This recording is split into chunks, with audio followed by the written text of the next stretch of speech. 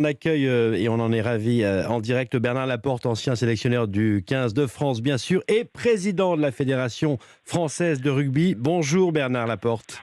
Bonjour. Les All Blacks qui viennent de perdre en Irlande, ça veut dire qu'ils vont arriver remonter comme des coucous ce soir?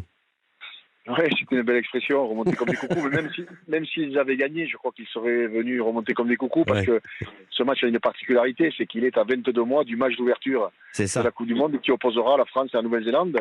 Et d'ici là, les deux équipes ne se recroiseront pas. Donc effectivement, d'abord le fait d'avoir perdu en Irlande a dû certainement un petit peu les agacer, comme on dit. Mm. Mais je crois qu'encore une fois, ce match a cette saveur particulière, c'est que c'est le dernier. C'est la dernière confrontation avant l'ouverture de la Coupe du Monde. Bernard Laporte, la semaine dernière, les Bleus ont été assez brouillons face à la Géorgie. Est-ce que vous leur avez parlé cette semaine?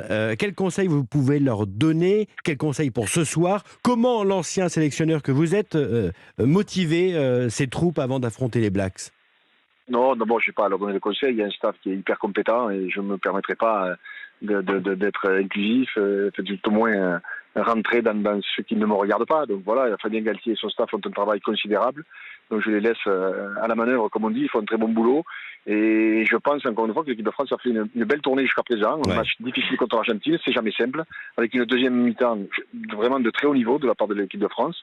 Et puis un match contre la Géorgie, on sait que ces matchs-là, c'est souvent un peu brouillon, etc. Et je trouve que l'équipe de France a été propre dans la globalité. Tout n'a pas été parfait, mais c'est jamais facile de mettre 40 points à la Géorgie. Mais bon, effectivement, tout le monde attend ce match avec... c'est la référence, donc Bien avec sûr. beaucoup d'impatience, beaucoup d'enthousiasme. Et on verra véritablement ce soir où en est ce groupe. C'est un véritable révélateur. Ouais. Axel May. Oui, Bernard Laporte, bonjour. Raphaël Ibanez, le manager des Bleus, a dit cette semaine que c'est ouvrir les livres d'histoire quand on regarde les matchs France-Nouvelle-Zélande. Et là, il y a un beau livre d'histoire. C'est il y a 10 ans, cette fameuse finale perdue sur le fil de la Coupe du Monde contre les Néo-Zélandais. Donc 10 ans après, il y a un petit peu encore cette nostalgie. Oui, c'est vrai que cette génération-là, 2011, est passée près du succès, de l'exploit, d'aller gagner une Coupe du Monde en Nouvelle-Zélande, en finale, contre la Nouvelle-Zélande. Malheureusement, ça s'est joué à pas grand-chose. Mais vous savez, ceux qui jouent ce soir n'étaient pas de cette épopée-là. Donc ils ne regardent pas le passé, ce qu'ils regardent eux, c'est le présent et l'avenir, je le répète, avec une perspective Coupe du Monde dans 22 mois. Donc tout ça, moi j'y crois jamais, vous savez, le passé, etc., c'est les joueurs qui sont sur le terrain qui font l'histoire. Et ceux qui sont sur le terrain, c'est une jeune génération. N'oubliez pas que cette équipe, elle a 24 ans et demi de moyenne d'âge, et qu'elle a envie d'abord de marquer fort l'histoire du rugby français, à commencer par ce soir, et surtout avec un tournoi à destination qui arrive et qui va être très important en 2022, et puis bien sûr, en ligne de mire, ne nous cachons pas les choses, une Coupe du Monde en France en 2023. Deux questions pour terminer, Bernard Laporte, rapidement. Il y aura le fameux haka, bien évidemment, pour impressionner les Bleus. Comment on doit y répondre à ça?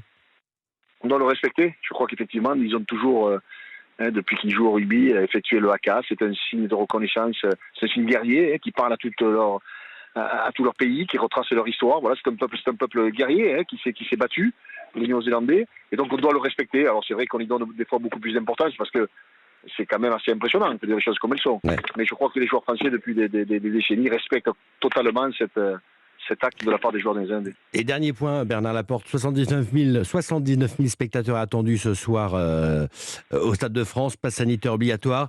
Ça veut dire qu'il faut dire à ceux qui se rendent au Stade de France qu'il faut arriver de bonne heure, sinon ça va être la chienlit. Il faut arriver tôt. Et vous savez, la grande satisfaction de la Fédération française de rugby, c'est qu'on a eu 150 000 demandes pour ce match. Ah ouais. Et qu'on a pratiquement 500 000 demandes pour le match d'ouverture qui aura lieu le 8 septembre 2023. Ça montre que cette équipe, elle dégage quelque chose et le mérite leur revient à eux et au staff.